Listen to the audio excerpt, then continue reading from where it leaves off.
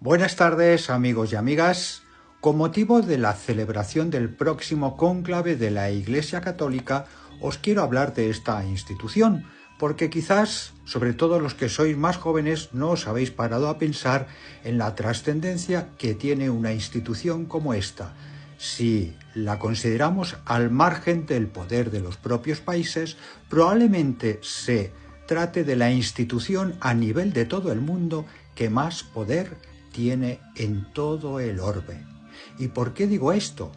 Porque está extendida por toda la Tierra, porque lleva más de 2000 años ejerciendo un dominio sobre las creencias, los cuerpos, las mentes y hasta las almas de varios millones y millones y millones de personas a lo largo ya de 21 siglos prácticamente.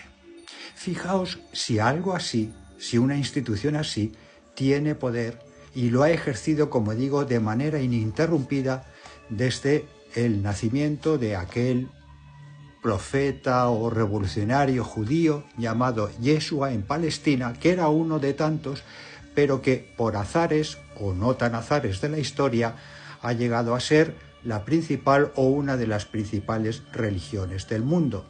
Y todo sucede cuando en el segundo concilio de Nicea, una ciudad que aún existe en Turquía y que ahora se llama Iznik, con una cerámica preciosa, por supuesto, y que os invito a visitar porque es un paraje precioso, decía en este concilio segundo de Nicea, en el año 325 después de Cristo, el emperador Constantino, viendo que había huestes y huestes y huestes de nuevos cristianos en su imperio y que tenía que hacer algo porque si no aquello podía acabar en revolución, decidió hacerse cristiano. Mira por dónde.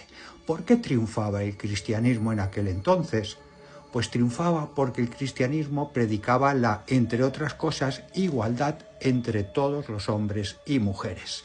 Y eso en el Imperio Romano era toda una novedad, que un emperador o un patricio fuese igual que un esclavo llamaba la atención y por eso logró grandes adhesiones y poco a poco se fue haciendo con una gran extensión en el Imperio Romano, hasta el punto de que el emperador, en una magnífica jugada política, decide hacerla religión oficial del imperio y perseguir al paganismo.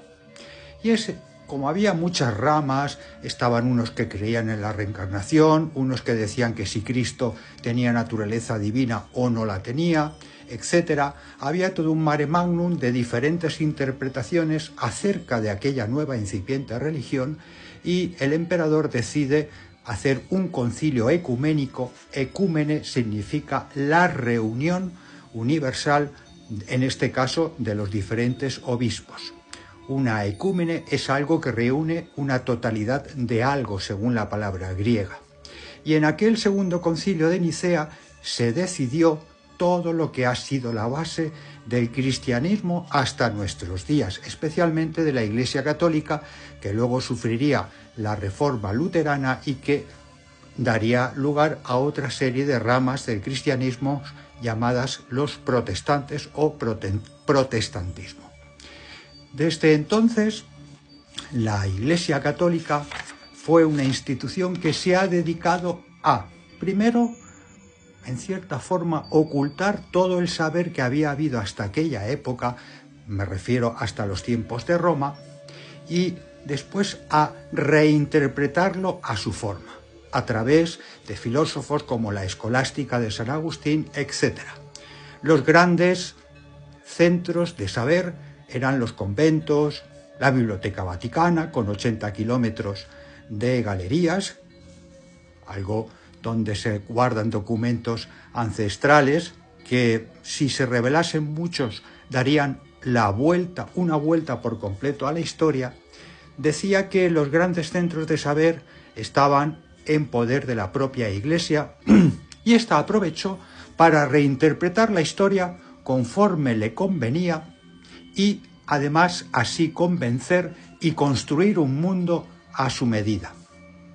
Y su estrategia fue también separar esa línea directa que podían tener los hombres con los dioses, aunque siempre existieron sacerdotes, y en cierta forma la Iglesia copió a los sacerdotes de las antiguas religiones paganas, que eran los intermediarios entre los dioses y los hombres. Claro, si a ti te quitan esa intermediación, necesitas recurrir a los intermediarios, a los sacerdotes. Y esta idea pagana la acogió muy bien la religión católica y sustrajo ese poder de contacto directo del hombre, de la mujer, del ser humano con la divinidad. Y si tú eres intermediario entre lo divino y lo humano, adquieres un ingente, maravilloso y supremo poder. Poder que ha durado hasta hoy en nuestros días. Fijaos lo que os estoy diciendo y reflexionar acerca de esta idea. Poder sobre los cuerpos, sobre las mentes y sobre las almas de las personas. ¿Hay un poder mayor? Sobre los cuerpos, por ejemplo, con ideas como el celibato, controlando la sexualidad, diciendo lo que es correcto y no es correcto, referente a esta y otras cuestiones. Las mentes, con las creencias, transformándolas en la medida y en la forma en que ellos les era conveniente, de manera que los acontecimientos se desarrollasen para que ellos cada vez tuviesen un poder omnímodo y absoluto sobre la civilización y sobre las cosas. Pero, amigo, les salió algo mal porque, por ejemplo, después, en el 500 después de Cristo, surge Mahoma y el Islam, un suceso que pondría límite al poder omnímodo de la religión cristiana. Los judíos, por supuesto, seguían, porque al fin y al cabo el cristianismo es una rama del judaísmo. De hecho, en nuestra cultura hablamos de la tradición judeocristiana, y los europeos hasta ahora hemos mantenido esa, culturalmente hablando, tradición judeocristiana. Bueno, habría mucho que hablar en esto.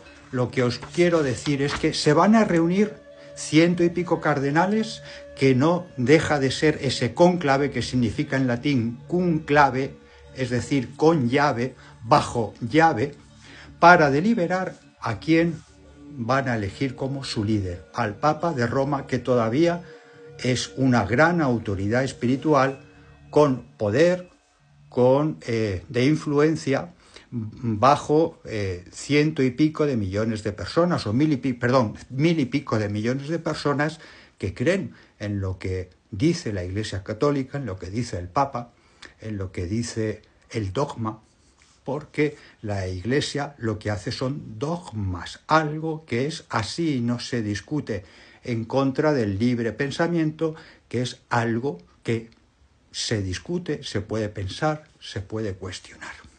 Y este ha sido un conflicto que, por ejemplo, ha mantenido siempre a la Iglesia junto al libre pensamiento. Pero de esto os hablaré otros días. Imaginaos el enorme poder de esta institución, conforme a lo que os he dicho.